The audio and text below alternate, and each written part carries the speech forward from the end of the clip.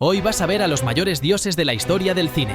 No es un ranking de gusto personal ni de los más famosos. Aquí solo están los que lo cambiaron todo. Los directores detrás de algunas de las mejores películas jamás filmadas, con filmografías imposibles, que hicieron lo que nadie había hecho antes y llevaron el cine a su punto más alto. Desde los cimientos del cine clásico hasta el autor moderno, estos son los 10 nombres sin los que el cine no se entiende.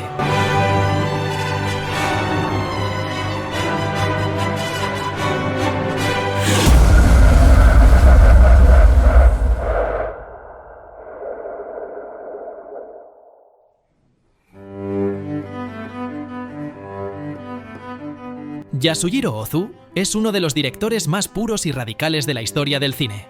No por exceso, sino por reducción. Mientras otros buscaban movimiento, espectáculo o dramatismo, Ozu hizo lo contrario: quietud, silencio y tiempo. Su cámara baja, casi a ras de suelo, el famoso tatami shot, eliminó jerarquías visuales y colocó al espectador dentro del espacio íntimo de la familia japonesa. Rompió las reglas clásicas del montaje, ignoró el eje, evitó clímax y rechazó el conflicto explícito. Su cine no empuja emociones, las deja existir. Ozu entendió como pocos que el cine podía capturar algo invisible: el paso del tiempo, la distancia entre padres e hijos y la tristeza serena de lo inevitable. Es minimalismo llevado a perfección espiritual. Ozu firmó varias películas esenciales para entender su universo humano y familiar. Primavera tardía es una de las historias más delicadas jamás filmadas sobre el sacrificio silencioso. Y Crepúsculo en Tokio muestra su lado más sombrío y melancólico dentro de la modernidad japonesa. Pero su mejor obra, una de las mejores películas de la historia, es Cuentos de Tokio. Cuentos de Tokio no es solo la obra maestra de Ozu, es una de las películas más profundas jamás filmadas. Sin grandes giros ni artificios, retrata algo universal y devastador: cómo el tiempo separa a las familias sin necesidad de conflicto. Cada plano respira humanidad, cada silencio pesa más que cualquier diálogo. Ozu convierte lo cotidiano en trascendente y lo simple en eterno. No juzga, no dramatiza, no fuerza lágrimas. Observa. Y en esa observación alcanza una verdad rara en el cine: la aceptación serena de la vida tal como es. Por eso Cuentos de Tokio no envejece, acompaña, eleva.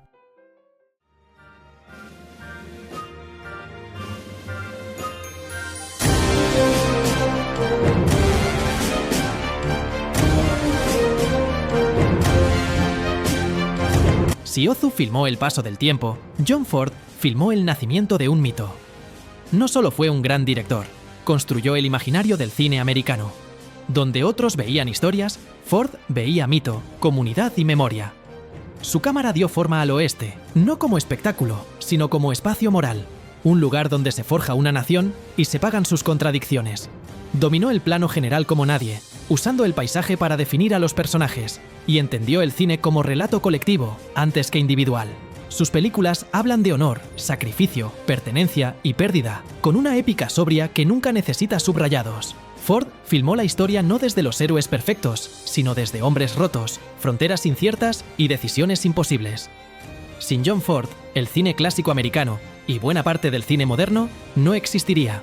Filmó películas esenciales del cine clásico. El hombre tranquilo muestra su lado más humano y romántico, mientras que El hombre que mató a Liberty Balance desmonta el mito del héroe para revelar una verdad amarga: que las naciones también se construyen sobre leyendas necesarias.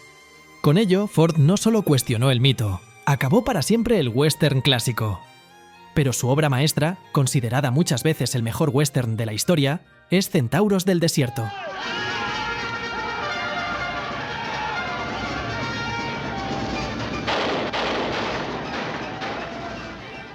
Centauros del Desierto es una de las películas más grandes jamás filmadas.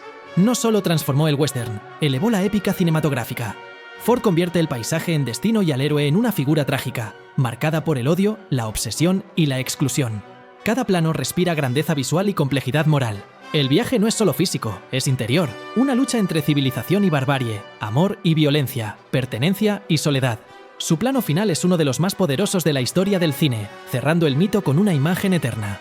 Centauros del Desierto no glorifica el pasado, lo interroga, y por eso sigue siendo inmortal.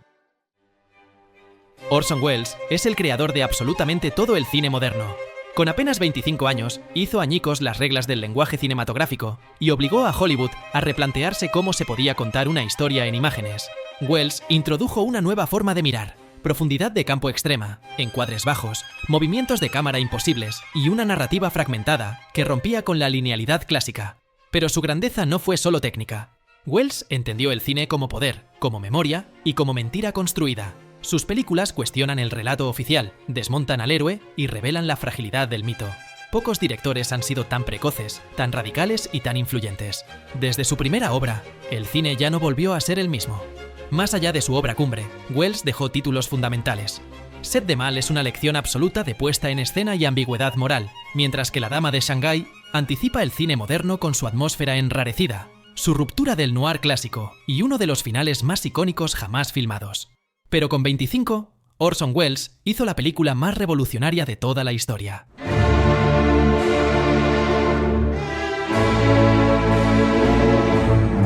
Ciudadano Kane es para muchos la mejor película de todos los tiempos. En una sola obra, Orson Welles introdujo y popularizó decenas de recursos visuales que hoy forman parte del lenguaje básico del cine. Profundidad de campo extrema en casi todos los planos, encuadres bajos inéditos en Hollywood, techos visibles, movimientos de cámara complejos y una puesta en escena que permitía que varias acciones convivieran en el mismo plano. Kane reinventó la narrativa cinematográfica al contar una vida desde múltiples puntos de vista, demostrando que la verdad es siempre fragmentaria. No retrata a un hombre poderoso, sino a un vacío imposible de llenar. Más de 80 años después, la película sigue siendo moderna porque creó un nuevo vocabulario visual. Ciudadano Kane no cerró una etapa, inauguró el cine moderno.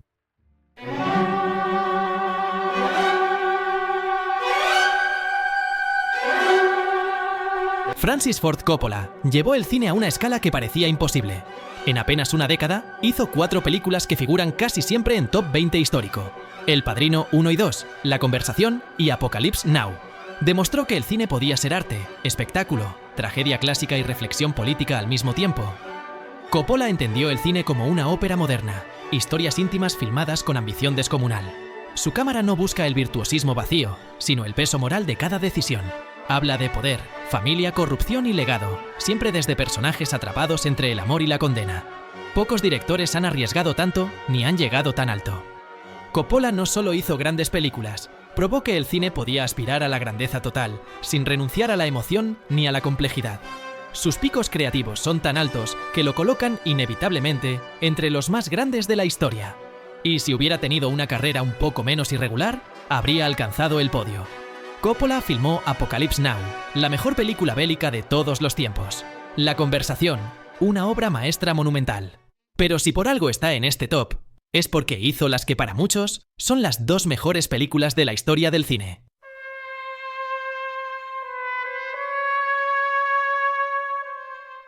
El Padrino y El Padrino 2 forman el díptico narrativo más grande de la historia del cine.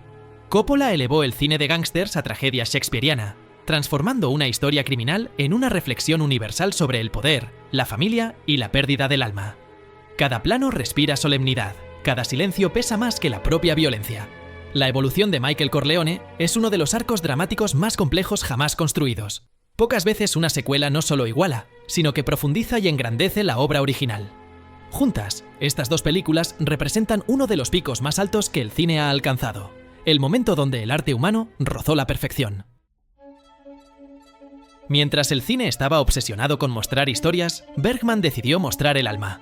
Ningún otro director exploró con tanta profundidad la fe, la culpa, el miedo, el deseo y el silencio de Dios. Bergman entendió el cine como un espejo implacable, capaz de desnudar al ser humano hasta lo esencial. Su uso del primer plano es uno de los más influyentes de la historia. Rostros filmados como paisajes interiores, donde cada mirada y cada silencio revelan una verdad incómoda. Su cine es austero, intenso y profundamente espiritual, incluso cuando intenta negar a Dios. Bergman convirtió el cine en un espacio de confesión, donde la palabra, el gesto y el silencio pesan más que cualquier artificio. Gracias a él, el cine demostró que podía pensar, dudar y sufrir con la misma profundidad que la literatura o el teatro. Persona es su obra más radical, más perturbadora y posiblemente la más influyente. Gritos y susurros alcanza una intensidad emocional casi insoportable, usando el color y el silencio para retratar el dolor y la muerte como pocos cineastas han logrado.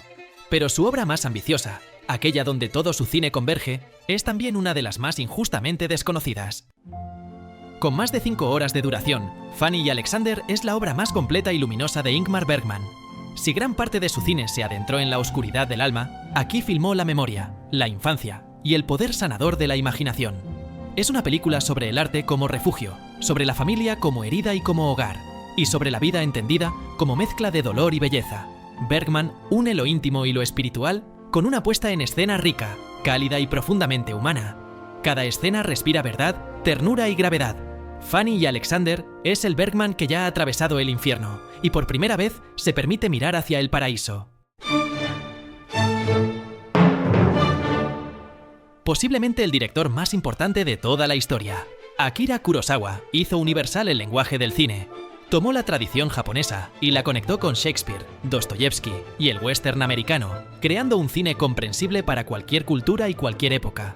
Kurosawa entendía la puesta en escena como acción pura, movimiento, ritmo, clima, cuerpos en el espacio.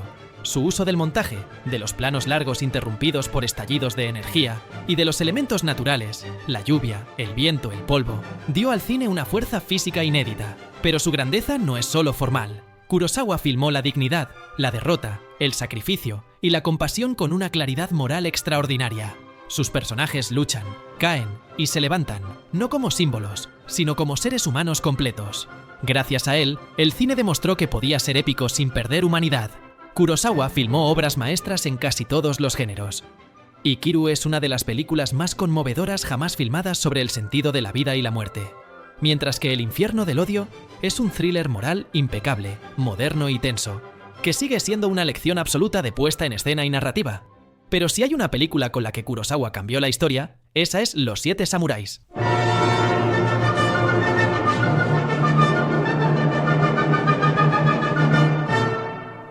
Los Siete Samuráis es una de las películas más influyentes de la historia del cine. No solo definió el cine épico moderno, creó su estructura básica. El cine de acción, de aventuras y de equipos nace aquí. Kurosawa inventó un modelo narrativo que ha sido replicado durante décadas. La reunión del grupo, la preparación, el sacrificio y la batalla final. Pero su grandeza va mucho más allá de la influencia.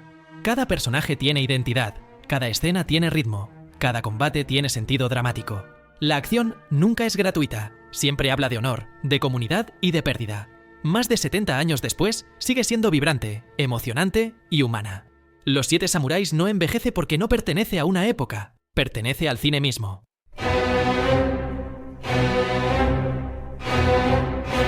Paul Thomas Anderson es el director que muchos no aceptan en este lugar, precisamente porque ya lo merece. Es el gran autor del siglo, que demostró que el cine moderno podía ser tan ambicioso, radical y profundo como el de cualquier época dorada. Paul Thomas Anderson no filma para agradar ni para tranquilizar. Filma obsesiones, poder, fe, vacío y dominación emocional. Su cine es hipnótico, físico y mental, construido a base de planos largos, silencios incómodos y personajes que se devoran a sí mismos. Influenciado por Kubrick y Scorsese, absorbió lo mejor de los grandes para coronarlo con una voz propia, reconocible e innegable. Que su presencia aquí sea polémica no es un error de este ranking, es la prueba de que la historia del cine no se cerró en el siglo XX. The Master es una de las películas más perturbadoras y complejas del cine moderno, con una dirección al nivel del mejor Kubrick. One Battle After Another confirma a Anderson como un director capaz de moverse entre géneros sin perder identidad autoral. Pero su obra magna no es solo una de las grandes películas del siglo, sino una de las 10 mejores películas de la historia del cine. I'm finished.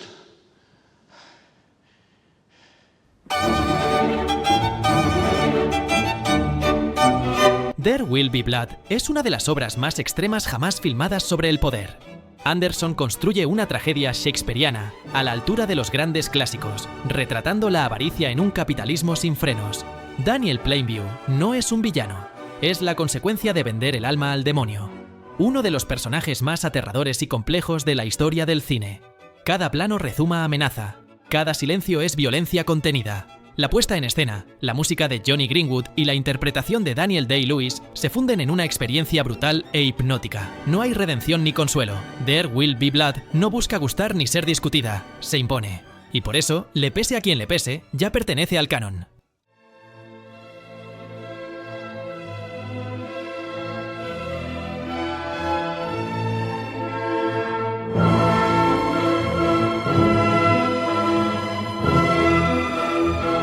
Martin Scorsese definió todo el cine moderno a partir de los 70.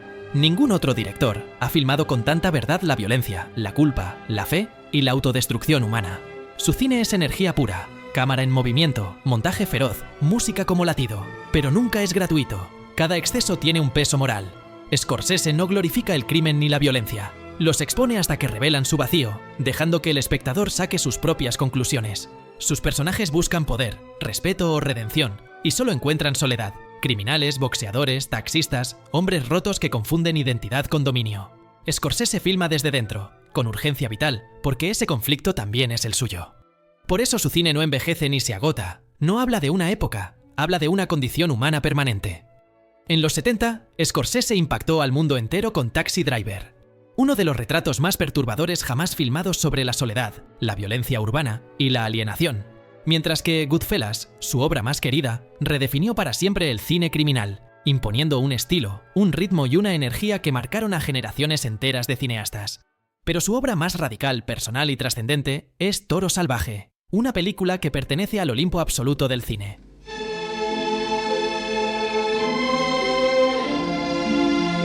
Toro Salvaje es la película más honesta y devastadora de Martin Scorsese.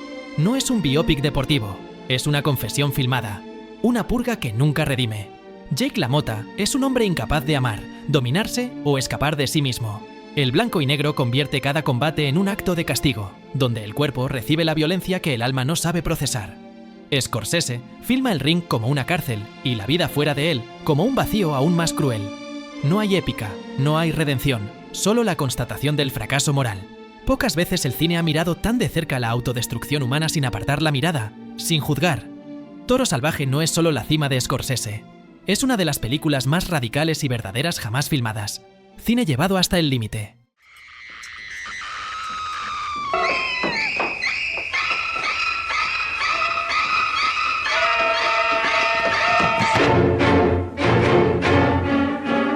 Alfred Hitchcock convirtió el cine en un sistema de control emocional. Ningún otro cineasta entendió con tanta precisión cómo manipular el tiempo, el espacio y la atención del espectador. Hitchcock no contaba historias, diseñaba experiencias. Inventó y perfeccionó el suspense moderno, demostrando que el cine no consiste en lo que se muestra, sino en lo que el espectador sabe, espera y teme. Su dominio del encuadre, el montaje y el punto de vista redefinió para siempre cómo se construye una escena. Cada plano en Hitchcock tiene una función exacta, nada es decorativo. Controlaba al espectador como un director de orquesta, anticipándose a cada reacción emocional. Gracias a él, el cine aprendió a pensar visualmente. Sin Hitchcock, el thriller, el terror psicológico y gran parte del cine moderno simplemente no existirían. La ventana indiscreta es una lección perfecta de puesta en escena y punto de vista. Un ejercicio magistral sobre mirar y ser mirado que sigue siendo moderno hoy. Psicosis rompió todas las reglas del cine comercial, matando a la protagonista a mitad de película y haciendo que el terror estuviera en la vida cotidiana. Pero la obra magna de Hitchcock, que estuvo durante décadas considerada la mejor película de la historia, es Vértigo.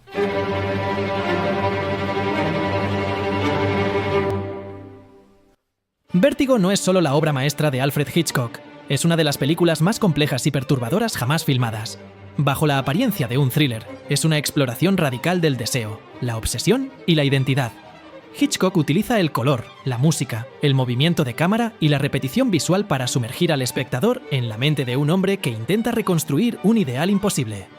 Aquí el suspense deja de ser externo y se vuelve psicológico. Cada decisión formal está al servicio del estado mental del protagonista.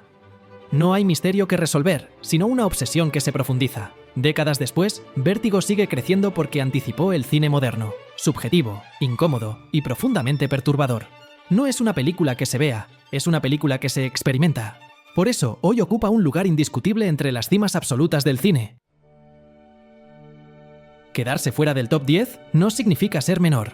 Directores como Billy Wilder, maestro absoluto del guión y la ironía, o Andrei Tarkovsky, cineasta espiritual que transformó el tiempo en experiencia, son pilares del cine moderno.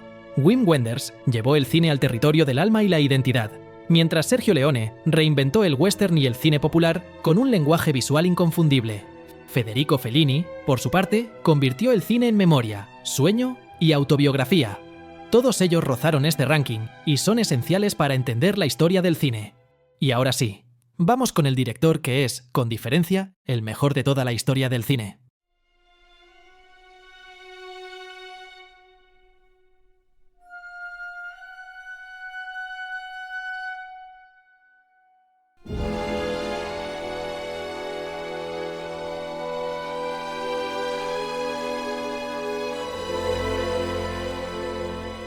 Stanley Kubrick no fue solo el mejor director de la historia del cine, fue el que llevó el medio a su límite absoluto. Ningún otro cineasta dominó con tanta precisión todos los elementos del cine: imagen, montaje, sonido, música, ritmo y significado. Kubrick no seguía géneros. Los absorbía, los destruía y los reinventaba. Su obsesión por el control total convirtió cada película en una obra cerrada, exacta, inagotable. Filmó la violencia, el poder, la guerra, el sexo, la locura y la condición humana con una frialdad quirúrgica que aún hoy incomoda. Cada plano está pensado, cada decisión es definitiva. Kubrick no filmaba para emocionar a corto plazo, filmaba para que sus películas siguieran creciendo durante décadas. Por eso ninguna envejece, porque no pertenecen a una época, pertenecen al cine en su forma más pura. Kubrick hizo obras maestras en absolutamente todos los géneros. Senderos de Gloria es una de las películas antibelicistas más demoledoras jamás filmadas. Hizo la mejor película de terror de la historia con El Resplandor, mientras La chaqueta metálica mostró la guerra como una máquina de deshumanización perfecta. Barry Lyndon es una de las películas más bellas y perfectas jamás rodadas, y La naranja mecánica sigue siendo una de las obras más incómodas y provocadoras del cine. Ningún otro director puede decir esto sin exagerar, pero aparte de hacer todas estas grandes películas, hizo la película más perfecta y grandiosa de todos los tiempos.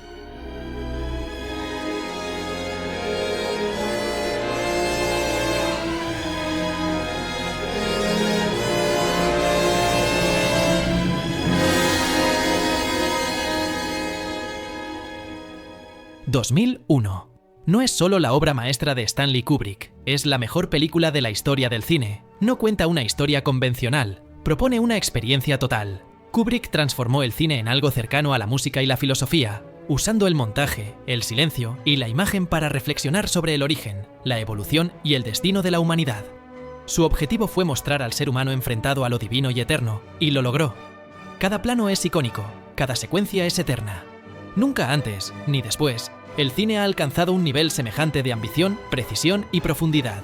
2001 no explica, revela, no envejece, se vuelve más grande con el tiempo. Es el punto donde el cine dejó de ser solo entretenimiento y se convirtió en el arte absoluto. El momento en el que el ser humano miró al infinito y el cine estuvo a la altura. Si el cine es el arte del siglo XX, Stanley Kubrick es su máximo dios creador. Después de una larga inactividad, vuelvo. No para seguir tendencias, sino para volver a hablar de cine como merece ser hablado, con rigor, con alma y sin concesiones. Si este vídeo te ha recordado por qué el cine importa, suscríbete y comenta, porque aquí no venimos a pasar el rato, venimos a entender por qué el cine cambió el mundo y por qué todavía puede hacerlo.